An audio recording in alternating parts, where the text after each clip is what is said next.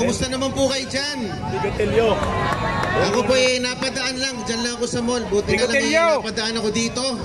Tumabi ka naman, kaisa ninyo, no, sa pagtatanghal ng katotohanan at paglalaban ng karapatan ng mga kababaihan. Alam nyo naman ang nangyari kay Attorney Zuleika Lopez. Hindi naman siya kriminal. Ha? Ha? BP Intay, alam nyo ba, sasabihin ko lang, nung Friday night, 11:56 PM, tinawagan ako ni BP Sara. Medyo trembling si BP Sara. Sabi, convict yan, bakit nyo dadalhin doon? Yes, sir! Ha? Ano nangyari?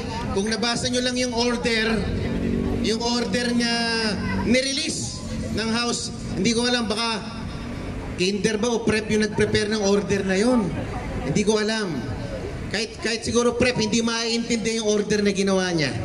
No, masyadong, hindi ko alam. Nakakabobo.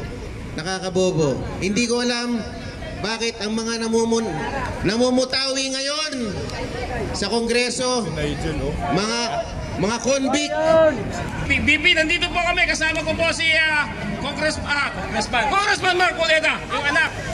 Si Atty. Paulo po nandito. Medyo may delay.